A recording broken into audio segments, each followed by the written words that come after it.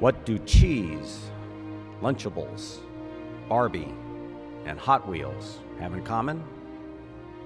They have all been a part of the daily life of our next citation recipient, Bob Eckert.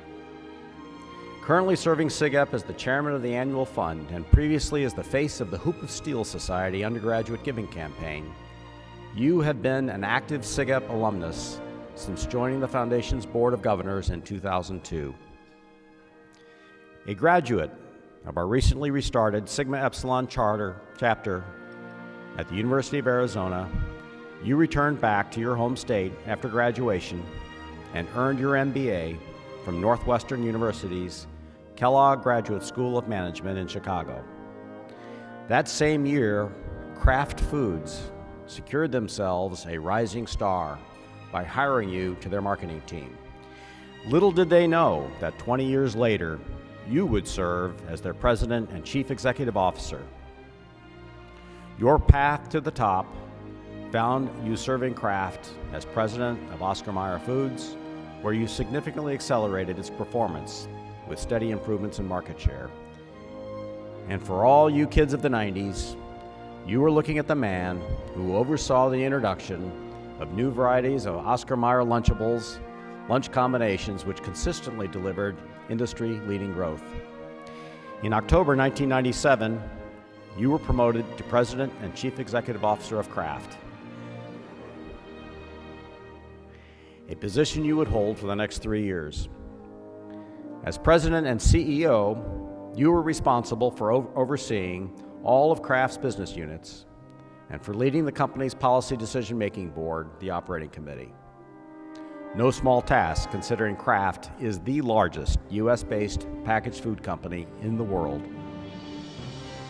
In 2000, Mattel, recognizing your talent, recruited you away from Kraft to become chairman and CEO amid a period of stumbling stock prices for the worldwide leader in design, manufacturing, and marketing of toys. Mattel, a company with $5 billion in annual sales, had seen its stock drop 77% in less than 2 years. You were brought in to rescue Mattel in May of 2000, and over the course of the next 2 years, you succeeded in adding over $100 million to Mattel's net income, and shareholders enjoyed a 57% increase in their stock. A result of your vision of clear focus on building brands, cutting costs, and developing people, you were named by Businessweek as one of its top 25 managers of the year in 2002. Over the next 10 years, you would lead Mattel through the celebration of the 35th anniversary of Hot Wheels and the company's 75th anniversary, and into the launch of a digital revolution in toys. In 2013, Forbes named Mattel as one of the top 100 companies to work for, noting that more than 1,000 employees have been with the company longer than 15 years. No doubt, a result of your vision for a family-oriented company that invests in developing its people. It wasn't all Hot Wheels and Barbies for you, though. You have received multiple honors, including the Corporate Leadership Award from the School of American Ballet and the Lifetime Achievement Award from your alma mater, the University of Arizona Eller College. Additionally, you serve on the McDonald's Corporation Board of Directors, the J.L. Kellogg Graduate School of Management Advisory Board at Northwestern University, the Board of Visitors at the Anderson School at UCLA, the Trilateral Commission, the Board of Directors of the Los Angeles World Affairs Council, the Board of Directors of the Business Council in Washington, D.C., and are a member of the Asia Society and the World Presidents Organization in Los Angeles. Perhaps your most crowning achievement, however, is the wonderful family that you and your wife, Kathy, have raised. With 4 children ranging from 21 to 34, you should have no problem keeping busy in your retirement. For your hard work and dedication to the toys that keep children all over the world engaged and learning, we are pleased to honor you, Brother Bob Eckert, with the Sigma Phi Epsilon Citation. Please come forward. Hot Wheels! Hot Wheels! Hot Wheels! Hot Wheels! Keep it turning now, keep it burning now, keep it turning, Hot Wheels! Hot Wheels! Hot Wheels! Always chasing all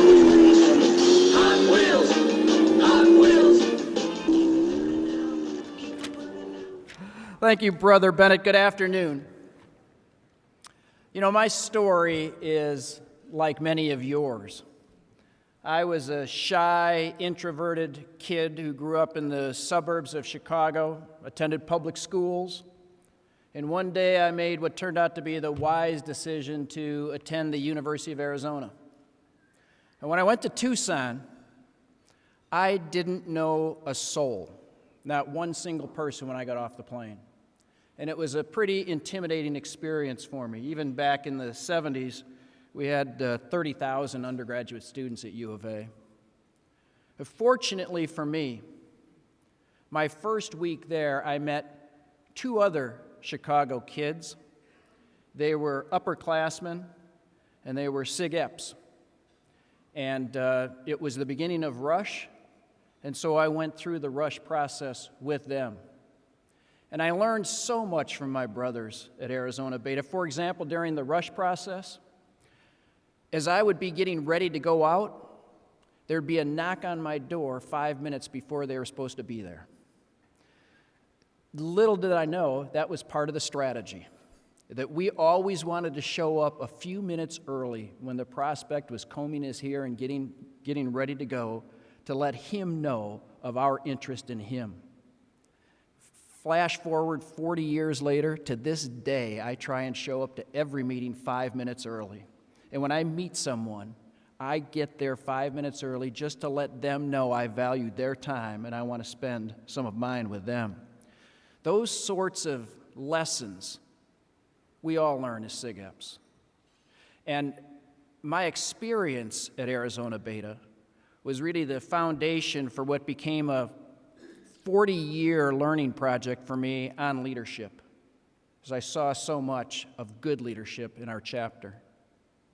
And so now as I reflect on leadership, and I think about the next generation of leaders, I ask you to think about 4 questions as you think about your own future and your generation. The first one is, will you be outworked? You know, in my experience, there just is no substitute for hard work. There are no shortcuts, and there's a perfect positive correlation between effort and result. You know, some people are lucky. You saw Fred Turner, his picture from McDonald's. I've had the opportunity to serve with Fred on the board of directors. Ray Kroc, the founder of McDonald's, at roughly my age, he founded McDonald's. He said, luck is the dividend of sweat. Or Louis Pasteur, who said, chance favors the prepared mind. So you can make your luck through hard work. Secondly, I ask you, are you comfortable in your own skin? There are going to be times in your career, just as there have been times in ours, when you're down and you don't control your own destiny. And other people will choose whether to help you or not. And I've learned over the years that you can control that a little bit.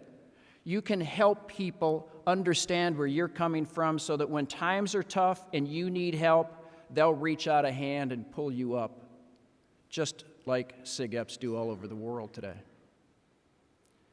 Third, are you really interested in what you're doing? Are you going to make a difference in the world? You know, that to me is all about SigEp brotherhood. I saw making a difference at a young age. I was fortunate to work essentially for 2 companies in my life, Kraft and Mattel, both of which had very strong community service components. And it certainly is very consistent with the balanced man approach of SigEp.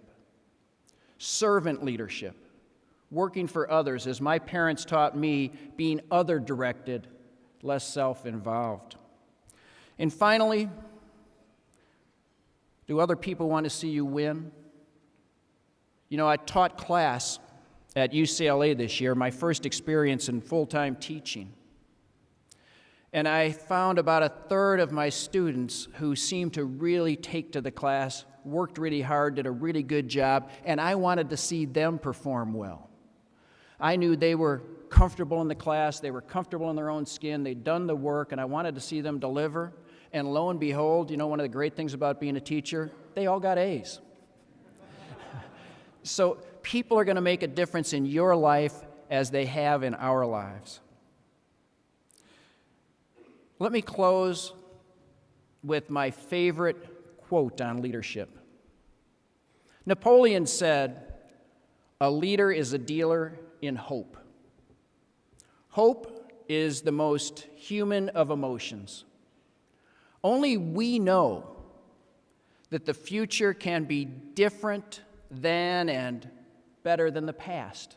No other species can appreciate that. And as I've been exposed to what you're doing here, as I've been able to spend this weekend with the next generation of SigEp leaders, the leaders of our fraternity, the leaders of our society, the future leaders of our country, I couldn't be prouder and more confident of where we're going. And I am humbled and honored to be called your brother. Thank you very much.